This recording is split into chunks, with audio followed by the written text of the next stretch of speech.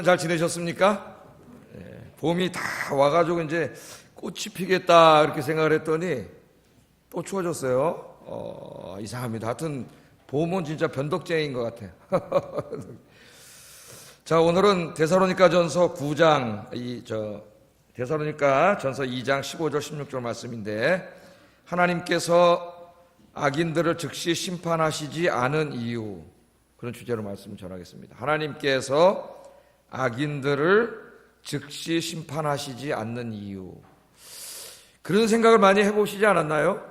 우리 살아가다 보면은 그 악을 행하는 자들이 굉장히 많은데, 요즘 우리나라처럼 막 성추행 공화국이 돼버렸는데, 이런 악을 행하는 자들이 있을 때 하나님께서 그냥 즉시로 그냥 딱 심판을 해버리시면 얼마나 좋을까? 악이 싹 없어질 텐데. 그런 생각을 해보지 않으셨나요? 그래서 오늘 우리가 한번 이 주제를 가지고 좀 본문을 중심으로 한번 다뤄봐야 될 것 같습니다. 자, 우리는 하나님께서 이 세상을 창조하셨음을 믿습니다. 믿나요? 그러니까 신앙 고백할 때 전능하사 천지를 만드신 하나님 아버지를 믿습니다. 그리고 고백을 했어요. 우리가 눈을 뜨며 우리 앞에 존재하는 이 세상과 저 밤하늘에 빛나는 수많은 별들과 이 광활한 우주를, 이게 그냥 생긴 게 아니고 하나님이 창조하셨음을 믿습니다. 우리 신앙 고백에 제일 먼저 나오는 제일 중요한 신앙 고백이에요. 그 다음에 두 번째는 뭘 믿어요? 하나님이 세상을 창조하신 다음에 그냥 이제 내가 창조해놨으니까 니네끼리 알아서 살아라, 그렇게 방관해 두신 것이 아니고, 하나님이 창조하신 세계에 지대한 관심을 가지시고 하나님께서 직접 선하신 뜻 가운데 섭리하고 계신다는 걸 믿습니까? 우리는 그것을 믿어요. 그냥 인간의 역사에 이런저런 일이 막 무작위로 벌어지는 게 아니고 하나님의 섭리 가운데, 하나님 주권 가운데 이 일이 벌어지고 있다는 것을 우리는 믿습니다. 그래서 신학교 가면 하나님 신론을 배울 때, 하나님에 대해서 공부할 때 하나님의 창조를 배우고 하나님의 섭리를 배워요. 섭리. 자, 그런데 우리가 이처럼 하나님의 창조를 믿고 하나님의 역사를 지금도 주관해 가심을 믿는다고 고백하면은 그 다음에 우리에게 심각한 질문이, 의문점이 하나 발생합니다. 의문점이. 무신론자들이 질문하는 거예요. 하나님께서 다스리고 계시다면, 하나님께서 창조하셨고 하나님이 다스리고 계시다면은 왜 이 땅에 악이 존재하는가? 왜 악이 존재하는가? 그리고 왜 하나님이 다스리고 계신다 그러는데 이 악인들이 더 기승을 부리고 있는가? 이 세상에. 그렇죠? 왜 하나님께서는 이 악인들이 악을 행하는 것을 보고만 계시는가? 아까 제가 얘기했듯이 그냥 탁 한 번에 그냥 심판해 버리시면은 좋을 텐데, 왜 하나님이 악인들이 악을 행하는 걸 이렇게 보고만 계시는가? 왜 악인들은 하나님은 왜 악인들을 즉각적으로 심판하지 않는가? 여기에 대한 의문점이 생깁니다. 신학에서 이제 신정론이라는 거고, 신정론은 바로 이 부분을 변증하는 학문이에요. 하나님께서 창조하시고 섭리하시는 세상에 왜 이 죄가 있고 악이 있고 고통이 있는가? 그러니까 결국 하나님은 없다. 아니, 하나님이 존재하신다면 하나님은 악을 막을 능력도 없고 고통을 제거할 아무 능력도 없는 무능력한 하나님이거나, 하나님이 존재하지 않거나, 어쨌든 그런 하나님은 우리가 믿지 않는다. 그렇게 가는 거예요. 자, 오늘 이 본문을 우리가 한번 보세요. 지난 시간에 뭐에 대해서 배웠어요? 데살로니가 교인들이 당하는 고난에 대해서 배웠죠. 고난. 왜 하나님 믿는 사람들이 악인들에게 고난을 당하지? 그런 주제를 배웠습니다. 그때 핵심 내용이 뭐였어요? 설교에. 우리가 이 죄악이 가득한 세상에서 하나님의 뜻대로, 복음의 진리대로, 십자가의 가르침대로 진짜 진실로 살아가고자 살아간다면 고난은 필수적이라 그랬어요. 이 세상은 죄악으로 물들어 있기 때문에 이 고난이 온다. 그러므로 내가 신앙생활을 하는데 세상으로부터 고난을 당한다면 그것은 내가 신앙생활을 제대로 하고 있다는 것을 보여주는 증표가 된다. 생각나세요? 지난주 설교가? 그렇잖아요, 여러분. 내가 기독교인으로서 세상에 내일부터 나가가지고 안 믿는 사람들 죄 짓고 세상 즐기고 쾌락을 즐기는 거 그냥 따라가면서 같이 살고 적당하게 타협하면 아무 고난이 없어요. 그냥 세상 사람들 같이 그렇게 살면 돼요. 그런데 그 가운데서 내가 정말 주님의 진리대로 살고자 한다면 고난은 필수적입니다. 그래서 고난당하는 주제로 제가 설교를 했어요. 자, 그런데 오늘 그 말씀의 연속이에요. 이 데살로니가 교인들은 어린 교인들입니다. 지금 그래, 그것까지는 이해하겠는데 그래도 아니, 하나님께서 이렇게 교회를 박해하고 핍박하는 저 로마 군단과 유대인들, 저 악한 무리들을, 아예 하나님이 그 보고만 계시냐? 우리가 이렇게 고통을 당하는데 좀 하나님이 한 번에 확 좀 심판하시면 안 되냐? 이런 생각을 가질 수가 있겠죠. 그래서 오늘 말씀이 거기에 대한 이제 답변이 됩니다. 그래서 오늘은 여기에 대해 살펴보려고 하는데, 결론부터 말하면은 이 질문에 대한 대답은 뭐냐? 하나님의 사랑이에요. 하나님의 사랑. 그 악인들까지도 회개하고 구원받기를 원하시는 하나님의 오래 참으시는 사랑 때문입니다. 사랑 때문에. 할렐루야. 예.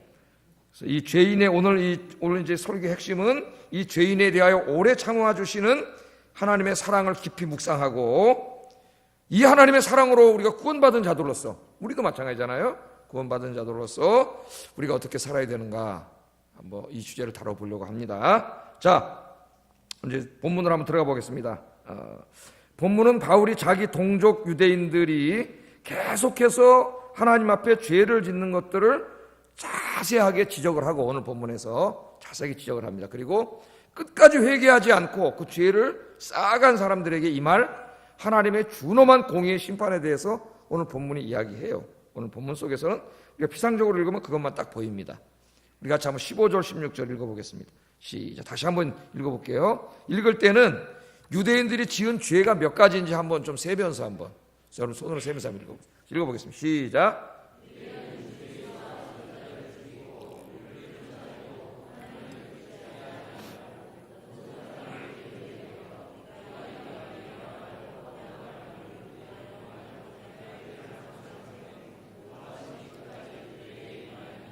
아멘. 자, 바울은 자기 동족 유대인들이 지은 죄를 몇 가지 범주로 얘기합니까? 몇 가지? 예? 안 셌어요? 5가지? 5가지. 또 6가지. 6가지는 누가 해요? 6가지라 그랬어. 왜 정확히 읽으시네, 두 분이. 6가지죠. 6가지. 예? 해볼까요? 예수님을 죽였습니다. 하나님이 보내신 선지자를 죽였습니다. 바울을 비롯하여 복음 전하는 사도들을 쫓아냈습니다. 하나님을 기쁘시게 하지 않았습니다.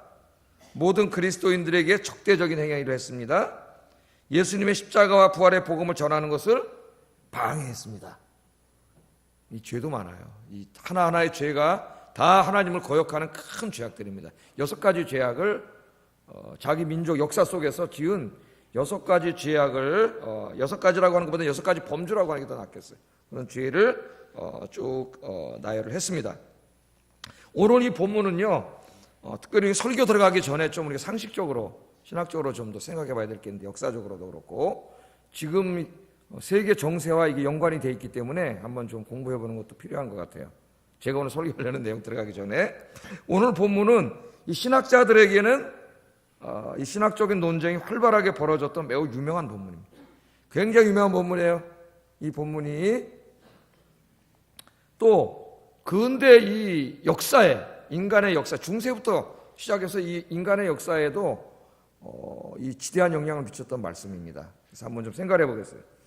이 초대교회, 우리 기독교 2000년 역사 속에서 초대교회 그 교부들인 크리소스톰이라는 사람, 이 사람, 그 다음에 이 중세 로만 카톨릭, 그 다음에 심지어는 종교개혁가인 마틴 루터도 포함이 돼요. 마틴 루터, 그 다음에 2차 세계대전이 발발하기 이전까지, 교회 2차 세계대전이 일어나기 이전까지 기독교죠.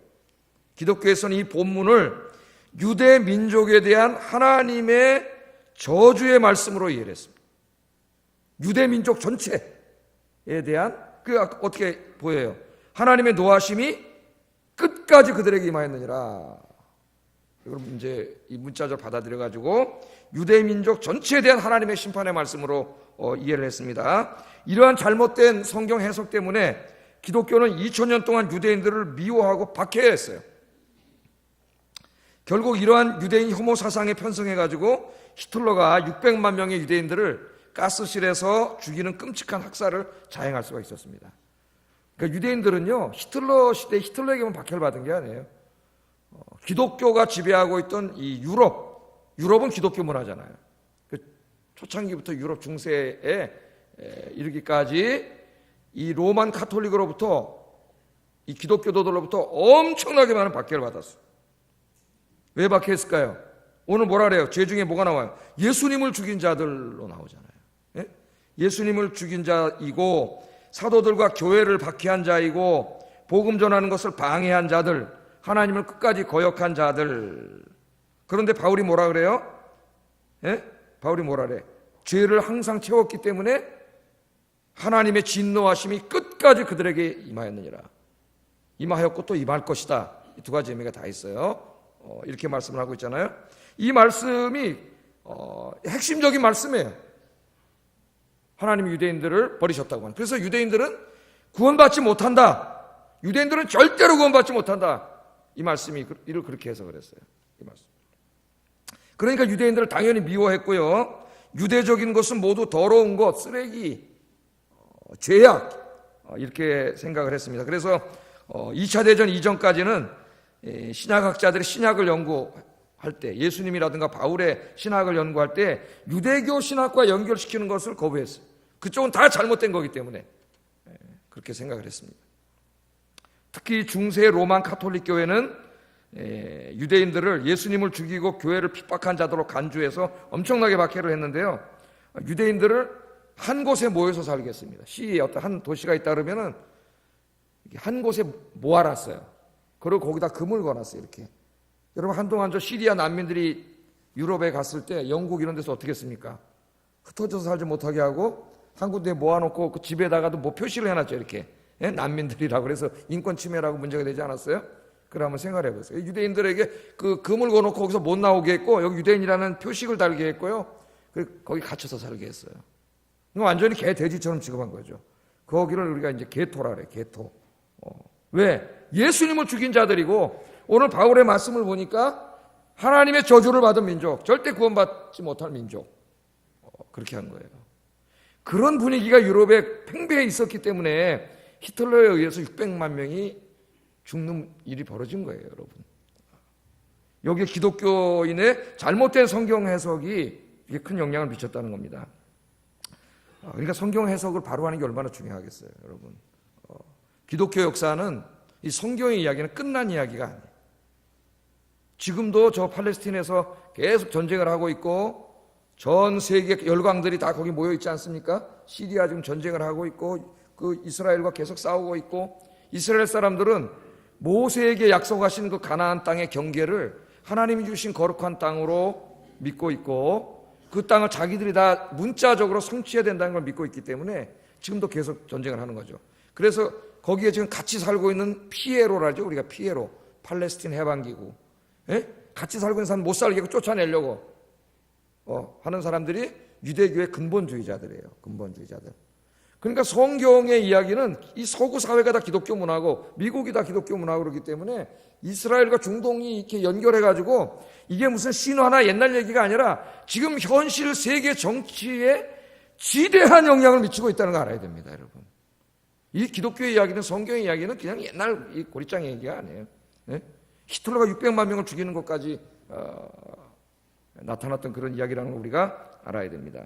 그런데 이제 세계 2차 대전 이후에 신학자들 사이에 큰 반성이 일어나요. 유대인 혐오 사상에 대한 반성이 일어나요. 왜 반성이 일어났어? 왜 반성을 했을까, 신학자들이? 우리가 어떻게 보면 우리가 이 유대인 혐오 사상이라는 이 사상을 만들어내가지고 신학을 잘못 해석해가지고 우리 잘못 때문에 600만 명의 무고한 유대인들이 죽었다. 통렬한 반성이 일어나는 거예요.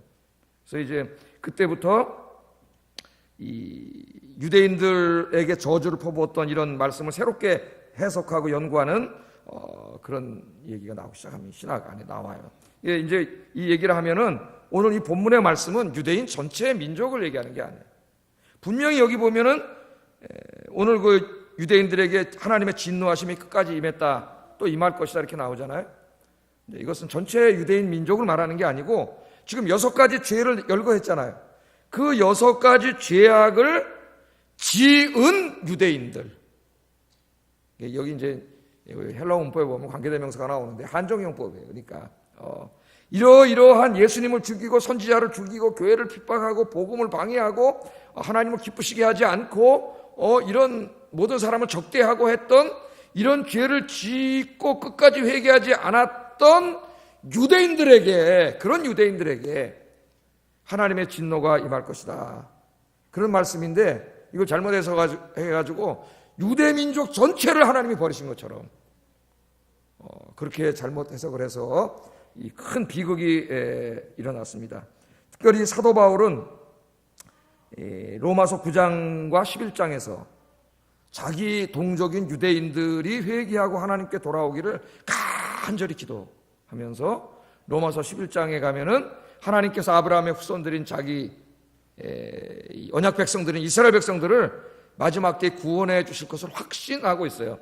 확신 뿐만 아니라 바울 자신도 유대인이고 예수님도 유대인으로 오셨고 예수님의 12제자도 다 유대인이고 우리 지금 사도행전에서 공부하고 있는 예루살렘 교회의 모든 초기 성도들도 다 유대인. 언제 하나님 유대인을 다 버리셨어요? 다 구원시켜 주셨는데. 예? 그래서 여기 있는 말씀은 유대 민족 전체가 아니라는 거. 그건 해석은 전혀 잘못된 것이고 6가지 죄악을 저질렀던 유대인들에게 하나님의 진노가 임할 거다. 그건 우리에게도 마찬가지예요. 마찬가지. 우리가 이 말씀을 이렇게 이해해야 됩니다. 자, 그래서 오늘 본문 말씀을 좀 정리를 해보겠어요. 정리. 본문에서 바울은 유대민족 전체가 하나님께 저주를 받을 것이라고 말하지 않았습니다. 두 번째, 본문에서 바울이 하나님의 저주를 받은 것으로 말하는 유대인들은 유대인들 중에서 예수님을 죽이고 교회를 핍박하고 복음 전파를 방해하고 하나님을 끝까지 거역한 유대인들을 말합니다. 유대인들만 말하는 거예요. 바울은 특별히 로마서 9장 11장에서 하나님께서 궁극적으로 자기 민족 유대인들을 구원하실 것이라고 확신하고 있습니다. 그래서 마지막 때가 되면 하나님이 어떻게 한다 그랬어요? 유대인들이 회개하고 돌아오게 한다. 그렇게 얘기를 하죠, 유대인들이. 제가 미국에서 공부할 때 그 신학교에 유대인들이 있습니다, 미국에.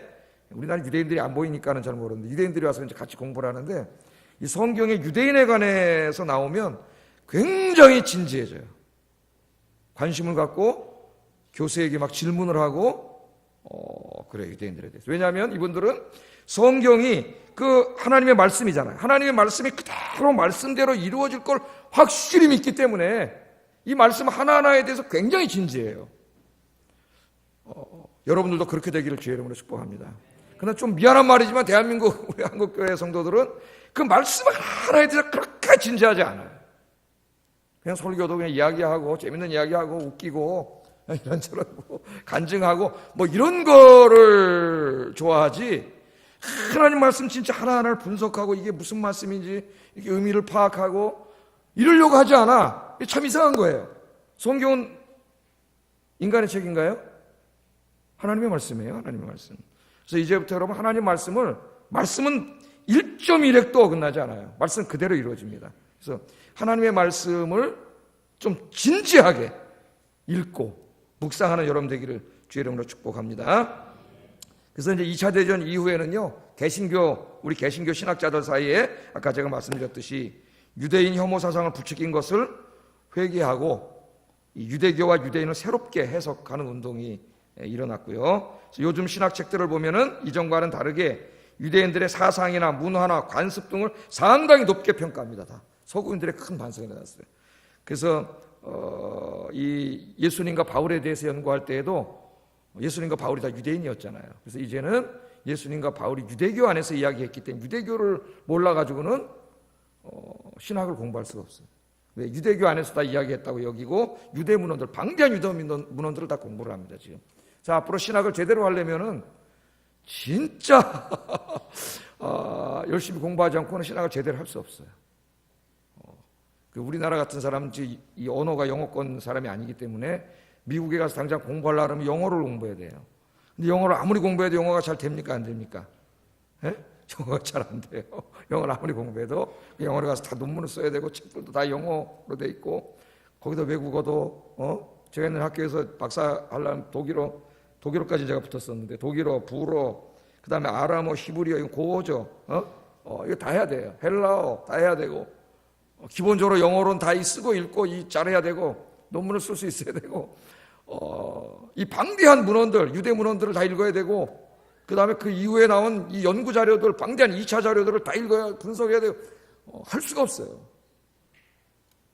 그러니까 어려서부터 미국에 가가지고 영어가 자기 모국어가 돼가지고 그 영어를 공부할 시간에 다른 걸 공부해가지고 늘려가지 않고서는 우리나라에는 큰 신학자가 나오기가 어렵습니다.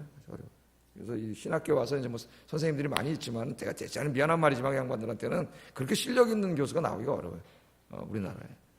그런 좀 안타까움이 있어요. 자, 왜냐하면 이제 유대 문헌까지 다 공부해야 되기 때문에 그렇다는 거예요. 최근에 와가지고 그래서 로만 카톨릭의 교황이 유대교를 찾아가가지고 사과했습니다.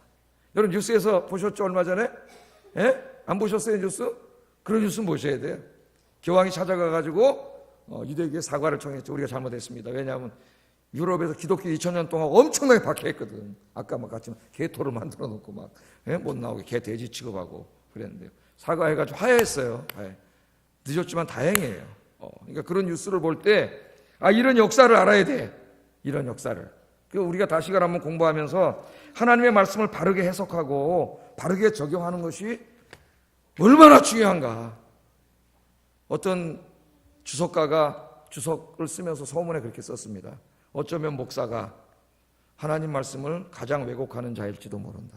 내가 그걸 꼭 뜨끔했어요. 목사가 강단에서 하나님 말씀을 증거한다고 설교를 하는데 이걸 제대로 연구하고 가르치지 않아가지고 어쩌면 하나님 말씀을 제일 왜곡하는 자가 목사일지 모른다는 거예요.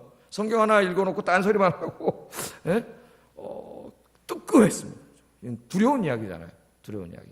여러분 하나님 말씀을 진지하게 대하고 바르게 알고 바르게 실천하기 위해서 노력하시는 여러분 되기를 주의 이름으로 축복합니다. 자, 그럼 이제 좀 본문으로 들어와 보겠습니다. 시간이 벌써 많이 가니까 본문 들어와 보겠습니다.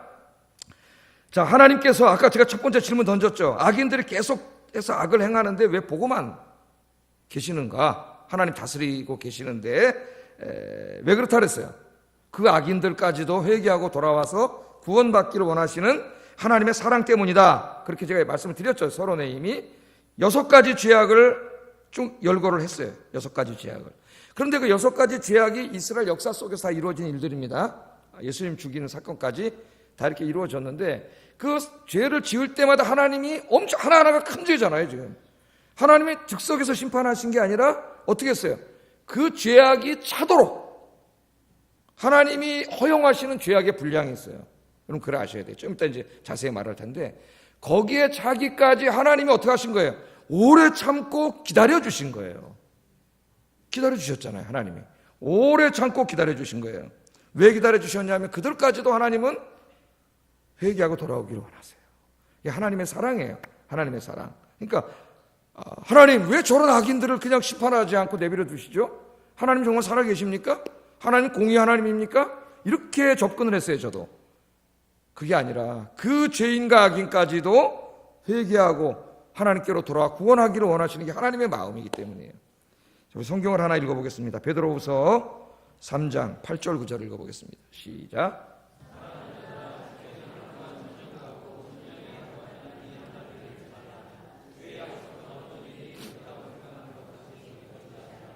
오직 주께서는 너희를 대하여 오래 참으사 아무도 멸망하지 아니하고 다 회개하기에 이르기를 원하시느니라. 아멘. 요 제일 마지막 요 초록색으로 된 부분을 잘 보세요.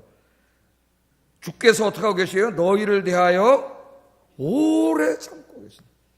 우리도 못 참지 않습니까? 나한테 조금 한 번만 잘못해도 참아요, 못 참아요? 예? 못 참죠. 못 참아요. 인간 참기 어려워요. 근데 하나님께 대해 계속 죄를 짓고 있는데도 즉시로 심판하지 않고 오래 참고 기다려주시죠. 오래 참. 왜? 이유가 뭐라고요? 아무도 멸망하지 않고 다 회개하기를 원하시기 때문에. 하나님이 사랑해요. 그래서 외아들까지 보내주신 거 아닙니까? 그 악인들을 구원하시기 위해서 외아들을 보내주신 거예요. 하나님이 오래 참고 기다리세요. 모든 인간은 하나님의 형상으로 지음받았는데 그렇기 때문에 하나님의 자식들이에요. 하나님의 자식. 그걸 잊으면 안 돼요. 여러분. 모든 인간은 다 하나님의 자식들이에요.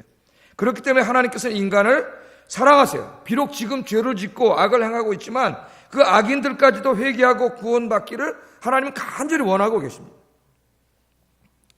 그것이 바로 하나님이 악인들이 악행을 행하고 있음에도 불구하고 즉시로 심판하지 않으시는 이유라고 오늘 베드로는 우리에게 이야기하고 있습니다.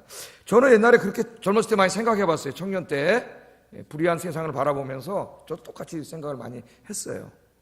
야, 하나님이 정의의 하나님이신데 왜 저렇게 저런 이 세상의 악인들이 너무 많은 이 악을 심판하지 않으시고 저렇게 내버려 두시는가? 그냥 오늘 밤에라도 좀 그냥 자다가 그냥 싹 데려가시지. 그렇게 생각한 적이 있어요. 지금 어떤 때 그랬으면 좋겠어요. 제 마음속에. 좀 그냥 싹 자다가 그냥 하나님이 심장마비로 가든지 그냥 싹 갔으면 좋겠는데 그냥 이런 생각을 할 때가 있어요. 근데 그렇게 생각했는데 하나님이 그러면 너도 벌써 죽었다. 그 가운데 저도 있잖아요. 저도.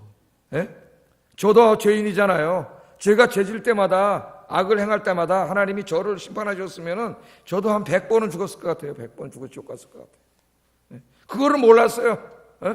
제가 이게 예수 믿고 구원받게 된 것도 바로 하나님이 오래 참고 기다려 주시기 때문에 그 은혜로 구원받은 걸 모르고 저쪽엔 사람들이 죄를 짓고 악을 행한다고 거기다 해서 얘기했단 말이에요.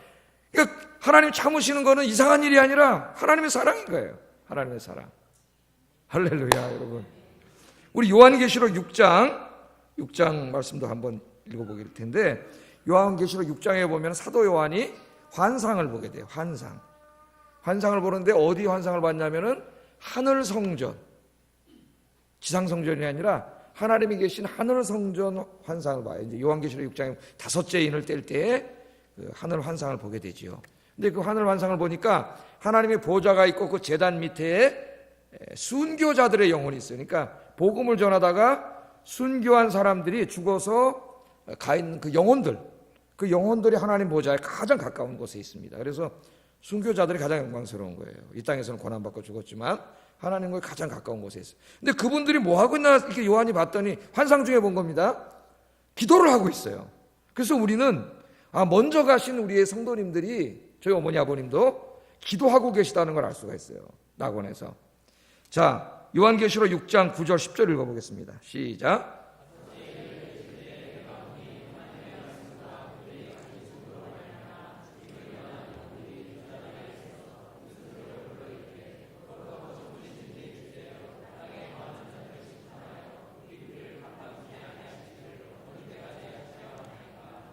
뭐라고 기도하는 거예요 지금? 이 억울하게 죽은 사람들이잖아요. 악인들에게 순교를 당한 사람들이잖아요.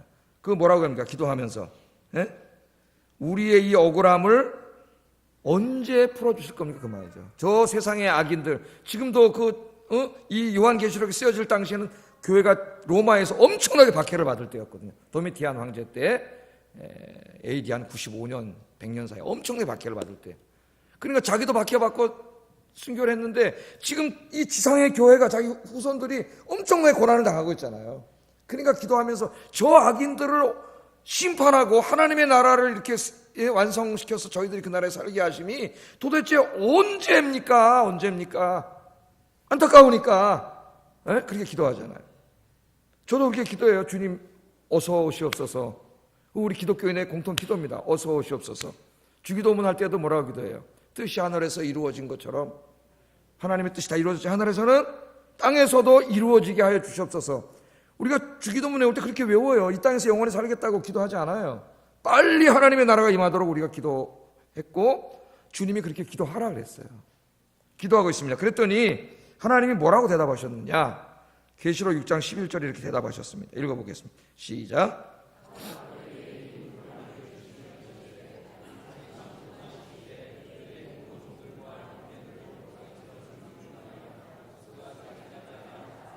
아멘. 뭐라고 대답하셨어요? 흰 두루마기를 주시며 흰 두루마기 옷, 하얀 세마포라 세마포. 이건 하나님의 영광의 옷이에요.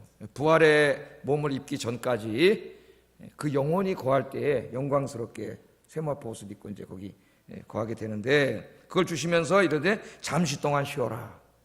그러니까 안식하고 있다 그러잖아요. 우리가 거기서. 그러니까 우리보다 먼저 가신 분들은 거기서 안식하고 있어요. 우리는 안식 못해요. 오늘 안식일입니다. 신약의 안식일, 주일인데 신약의 안식일이, 세상에 안식이 없기 때문에 여러분 여기 주님 전에 와서 예배 드리면서 이 시간만이라도 안식을 누리세요. 여기 와서 설교 듣는데 생각이 딴 데 가가지고 지금 저 개돈 어떻게 막을까 지금.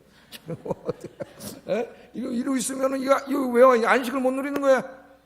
이게 안식을 누리는 거예요, 천국 안식을. 근데 우리는 내일 딱 또 문 열고 나가면 뭐예요? 안식이 안 열어져. 내가 밥솥 뚜껑 닫고 왔나? 뭐 이것도 생각해가지고. 그러잖아요. 세상에 안식이 없어요. 우리 먼저 가신 분들은 안식을 누리고 계세요, 거기서. 그래서 우리보다 훨씬 행복한 분들이에요. 근데 우린 그립죠. 그리워요. 아직도 이렇게 핸드폰에 어머니, 아버지 사진이 있어서 이렇게 사진보다 뜨거운 눈물이 덜컥 나요, 아직도. 그래서 내가 우리 어른한테, 야, 아빠가 나이가 벌써 60이 다 돼간데도 이제 아직도 어머니, 아버지 얼굴 보면 눈물이 난다. 눈물이 나요. 그래도 우리 인간이기 때문에 언젠간 다시 만나겠죠, 어머니, 아버지를. 자, 그러면서 뭐라 그러냐면은 그들의 동무종들과 형제들도 자기처럼 죽임을 당하여 수가 차기까지 기다리라 그래요. 그러니까 이 말씀을 문자적으로 읽으면은 하나님께서 정해놓으신 순교자들의 수가 있는데 그 수가 차기까지 기다리라는 말씀으로 읽혀집니다. 그죠?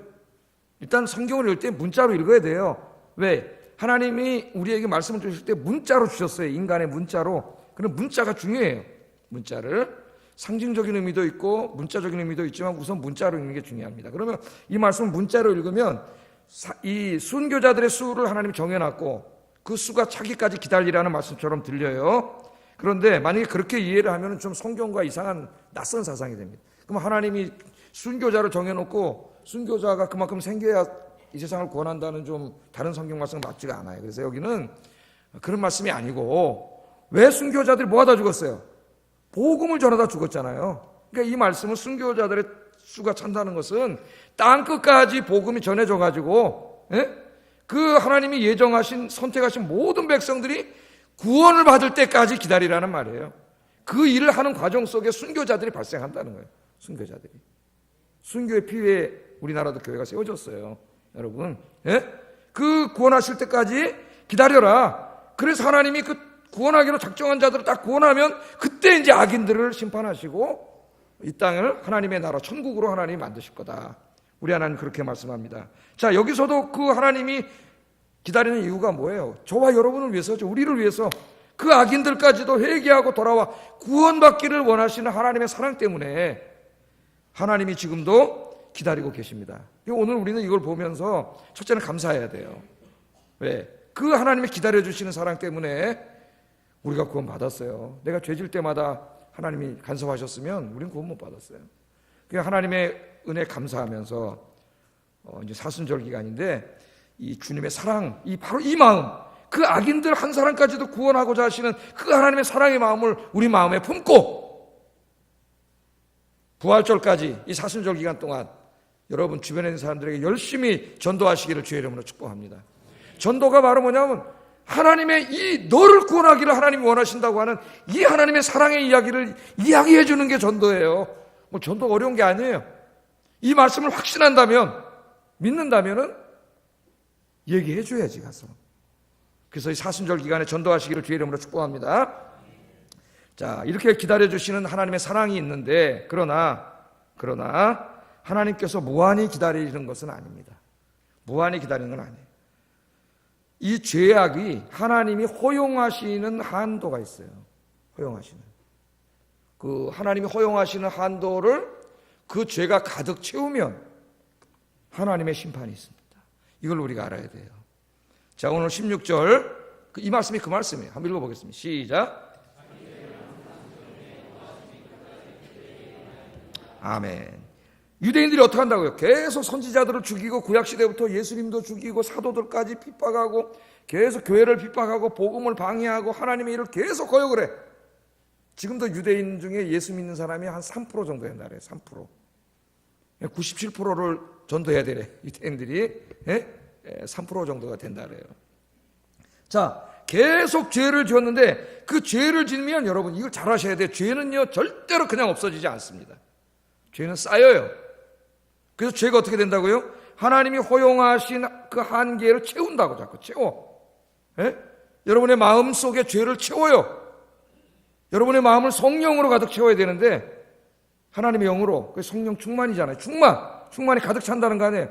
그런데 이 사람들이 계속 죄를 지음으로 죄로 내 속사람을 가득 채우는 거예요. 그 죄가 가득 차면은 어떻게 돼요?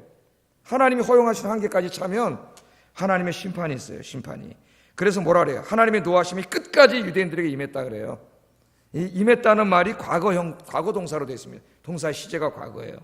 그러니까 지금 데살로니가 전서를 쓰기 이전에 어떤 사건을 말하고 있다고 봐야 돼요. 1차적으로는 데살로니가 전서가 한 51년, 2년 AD 이때 쓰여졌다면 그 이전에 있었던 어떤 유대인들에 대한 심판입니다. AD 49년에 어떤 일이 있었냐면은 그 로마 총독인 벤티디우스 쿠마누스라고 하는 사람이 로마 총독으로 이제 그 예루살렘 총독으로 부임을 했어요. 유대 총독으로. 그 전에는 누가? 예수님 때는 빌라도가 총독이었잖아요. 이 사람이 부임을 했어요. 근데 그때 이제 유대인들이 6월절이라고 하는 제일 큰 명절이잖아요. 그래서 전국 각지에서 유대인들이 다 올라와가지고 6월절 축제를 하는데 그 무식한 로마 병사 하나가 그 유대인들이 거룩한 6월절을 지키는 데 들어가서 신성 모독적인 행위를 했어요. 그러니까 모였던 유대인들이 분노를 해가지고 폭동이 일어났습니다. 유대인 폭동이 일어났는데 깜짝 놀란 로마 군인이 이거를 이제 무력으로 진압을 했어요. 그 요세푸스라고 하는 사람이 쓴 역사책에 나오는데 3만 명을 학살했습니다. 3만 명. 3만 명이 죽었어요. 이 사건은. 그래서 사도 바울이 1차적으로는 바로 한 2년 전에 있었던 2, 3년 전에 있었던 다 알고 있어요. 거기 있는 사람들은. 우리 잘 모르죠. 제가 말해야 알지만 거기 있는 사람은 다 알고 있잖아요. 그 시대 사람이. 그 2, 3년 전에 있었던 유대인의 끔찍한 3만 명이 죽었던 그 학살이 바로 하나님을 끝까지 거역하고 죄를 져서 그 죄의 분량을 채운 것에 대한 하나님의 심판이라고 이야기하고 있는 거예요. 바울이. 역사를. 우리 텔레비전에서 역사를 보잖아요. 그 역사에 대한 신학적인 평가를 하는 거죠. 그런데 단순히 이것은 그것만 말하는 게 아니라 앞으로 이제 20년 후에 바울이 이걸 쓰고 20년 후에 AD 70년에 있을 예루살렘 대멸망 학살 사건도 내다보고 있습니다. 왜냐하면 예수님께서 이미 바울이 데살로니가 전서를 52년에 썼다 그랬죠? 쓰기 한 20년 전에 예루살렘 멸망을 예언하셨어요. 그죠? 누가복음 우리 한번 13장 33절 34절 읽어보겠습니다. 하나님 말씀을 여러분 다 잘 들어야 돼요. 읽어보겠습니다. 시작.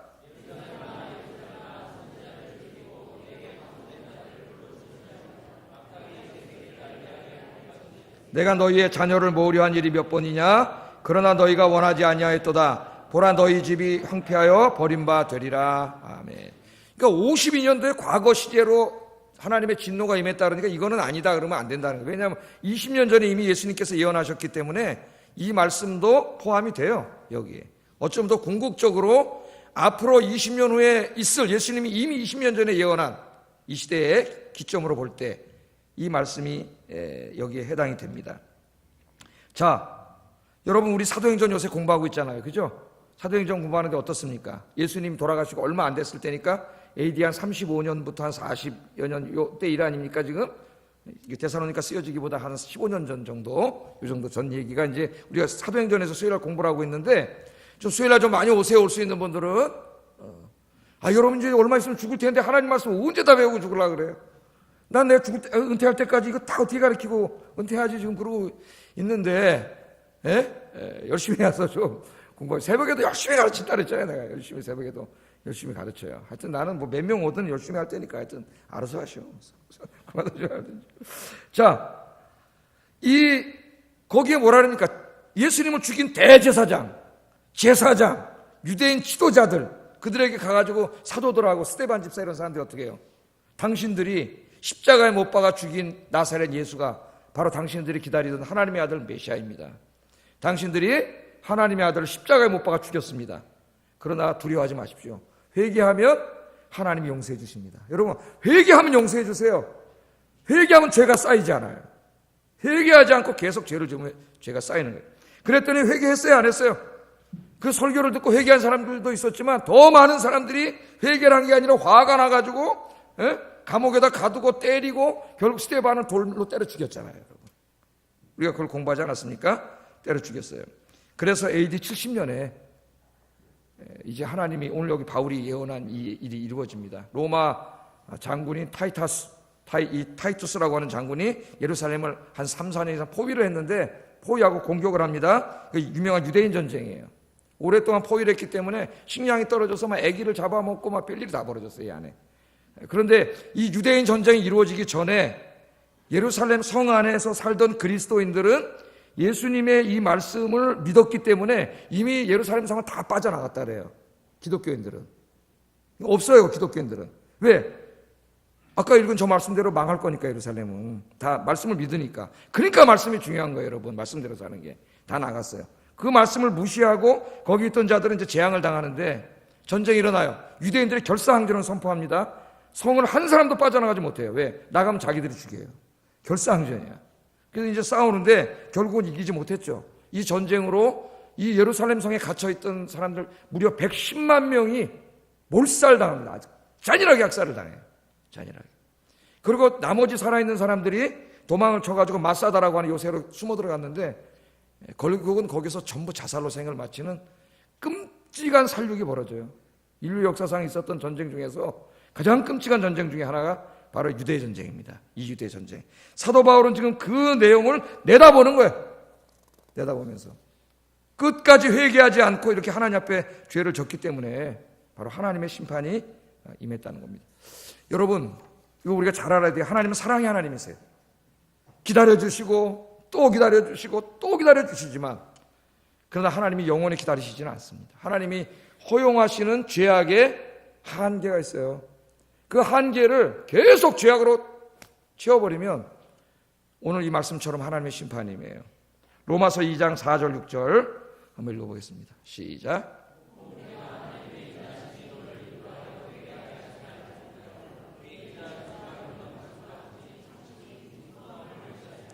다만 내 고집과 회개하지 아니한 마음을 따라 진노의 날 곧 하나님의 의로우신 심판이 나타나는 그날에 이 말 진노를 내게 쌓는도다.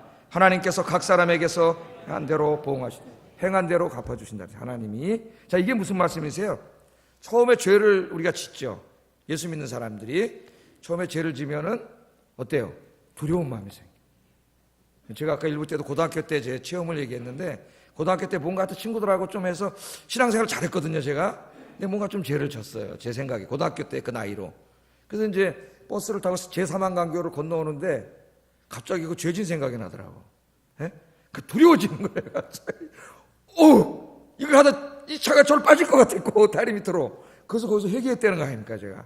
아이고, 하나님 잘못했습니다. 그럼 해결했어요. 그러니까, 우리 내가 맨 처음에 죄를 지면은 죄에 대한 두려움이 있어요. 하나님이 뭐라 그러시면 어떡하지? 그 두려움이 있습니다. 근데 이제 그냥 한 번 죄를 졌는데 약간 두려웠는데 보니까 아무 일도 안 생겨. 괜찮네. 그 다음에 또 죄를 져요. 두 번째 죄를 질 때도 조금 또 이렇게 불안했는데, 또 아무 일도 안 생겨.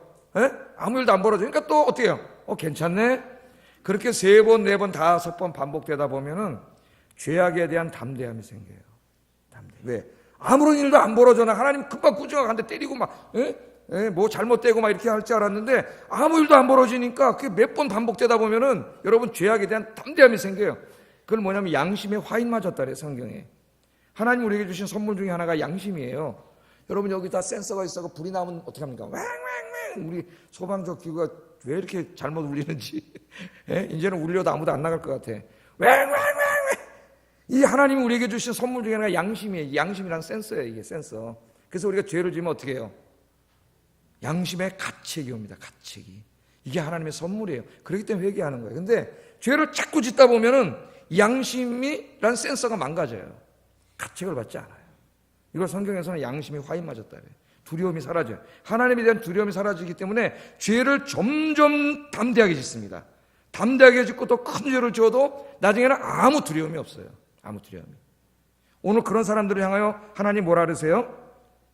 하나님의 인자하심과 용납하심과 길이 참으심의 풍성함을 멸시하는 자라는 것이야. 하나님이 회개하고 돌아오라고 참고 기다리고 계시는데 그것도 알지 못하고 하나님이 참아주시는 그 사랑을 멸시하는 자라는 거예요. 담대해져가지고 더 죄를 져요. 회개하지 않고. 그러다가 보면 어떻게 됩니까? 그 죄가 쌓입니다. 계속. 회개하지 않는 죄는 없어지지 않아요. 계속 쌓여서 오늘 유대인들에게 바울이 얘기한 것처럼 하나님이 허용하신 작전을 꽉 채워버리면 이 역사 속에서 여러분의 인생 속에서도 하나님의 심판이 임해요. 종말에 임할 하나님의 심판이 미리 임하는 거예요. 그 사람에게. 왜? 이미 죄로 채워버렸기 때문에 하나님의 심판이 임해요. 오늘 하나님께서 그것을 우리에게 이야기하고 있습니다. 저는 목사로서 이것을 가르쳐야 돼요. 왜?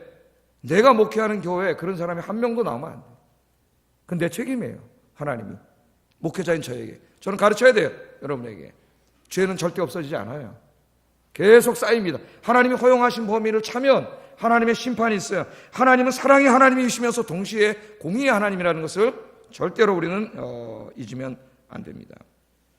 혹자가 묻습니다. 제가 이렇게 설교한 목사님, 그러면 스탈린 같이 몇백만 명을 살해한 저 살인자 스탈린, 소련의 스탈린도 오래 살다가 편안하게 죽었고, 저 북한의 우리 국민들을 괴롭히고 전쟁을 일으키고 못된 짓 한 저 김일성이도 80이 넘어도 살도록 저렇게 잘 죽지 않았습니까? 죄악의 죄악을 쌓고 쌓는 사람들이 그냥 죽지 않았습니까? 이렇게 질문할 수가 있어요. 맞는 말입니다. 한번 생각을 해봐야 돼요. 근데 여러분, 왜 생각하셔야 돼요? 이 땅에서의 삶이 다가 아니에요. 이 땅에서의 심판이 다가 아니에요. 정말 무서운 심판은 하나님의 최후의 심판이에요. 지금 스탈린과 김일성 같은 악인들은 음부에 가서 그 영혼이, 아까 의인들은 어디 갔어요? 천국에 가서, 낙원에 가서 안식하고 있지만 음부에 가서 고통당하고 있어요. 언제까지? 하나님의 최후 심판이 있을 때, 지옥불에 떨어질 때까지 거기 음부에 있어요. 아무 희망이 없어요. 정말 무서운 심판은 하나님의 최후 심판이에요. 그들에게는 희망이 없어요. 이미 하나님의 최후 심판이 놓여 있을 뿐이에요. 그들에게는. 하나님 살아계세요. 공의의 하나님이 이 땅에 죄를 짓고 악을 행하고 그냥 이 땅에서 별일 없이 죽었다고요? 그게 뭐 됐습니까? 정말 무서운 심판이 기다리고 있는데 변하지 않을 하나님의 심판이 있어요. 그걸 우리가 절대로 잊으면 안 되겠습니다. 그래서 오늘 우리가 이제 하나님 앞에 다짐해야 되겠어요. 여러분, 죄를 심각하게 생각해야 됩니다. 자꾸 죄를 짓다 보면 양심의 센서가 무너져요. 그래서 자기가 엄청난 죄를 지으면서도 죄를 짓는 것조차도 몰라요. 그러면 회개가 안 되기 때문에 계속 죄가 쌓여요. 큰일 납니다. 죄를 오늘부터 죄를 심각하게 생각하고 죄를 멀리 하시기를 바랍니다. 죄는 그 모양이라도 버리세요. 혹시 육신의 연약함 때문에 죄를 지었다면은 십자가 앞에 엎드려 통에 자복하면서 절저하게 그날의 죄악을 회개해야 합니다. 여러분이 정말 십자가 앞에 나와서 회개하면 하나님 그 죄를 쌓였던 죄를 용서해 주세요. 죄 져서 망하지 않아요. 회개하지 않았기 때문에 망하는 거예요. 회개하지 않고 계속 죄를 짓기 때문에 망하는 거예요. 철저하게 회개하세요. 그래서 매일 아침에 여러분 눈 뜰 때 여러분 깨끗한 영혼으로 하루를 시작하세요. 깨끗한 영혼. 밤에 주무시기 전에 자리에 누워가지고 한 3분이라도 기도하고 잤어요. 하나님, 오늘 하루도 제가 이렇게 살았는데 아까 지나가는 그 사람은 내가 한번 싸웠네요. 용서해 주세요. 그래가지고 여러분 아까 거짓말 한번 했네요. 순간을 모면하려고 하나님 용서해 주세요. 여러분 이렇게 해서 자기 전에 철저하게 하루를 반성하고 주무시고 그럼 아침에 눈을 뜰 때 골이 맑을 겁니다. 아마 영혼이 맑은 상태로 여러분 아침에 깨세요. 그리고 바로 무릎을 꿇으세요. 그리고 주님이 가르쳐 주신 기도를 하세요. 오늘도 시험에 들게 마옵시고 다만 악에서 구하옵소서. 주기도문은 아침 기도예요. 아침 기도. 아침에 일어나서 드리는 기도예요. 오늘도 일용할 양식을 주옵시고. 그건 뭐예요? 오늘 내가 직장 생활하고 장사하고 사업하는데 하나님께서 경제에 복을 주세요. 그런 기도죠. 하루 시작하기 전에. 그러나 돈 벌다가 죄 질 수가 있어요. 그래서 그 다음 뭘 기도해야 돼요? 시험에 들게 마옵시고. 시험은 건 마귀의 유혹. 영어로 보면 temptation이라고 되어 있어요. 마귀의 유혹에 빠져서 악을 행하지 않게 해주세요. 그렇게 하루를 기도하고 시작하셔서 여러분 주님 앞에 갈 때 점도 없고 흠도 없고 정말 정결하고 깨끗하고 순결한 그리스도의 신부가 되시기를 주의 이름으로 축복합니다. 기도하겠습니다. 말씀을 생각하면서 기도하겠습니다. 하나님께서는 기다려주셔요.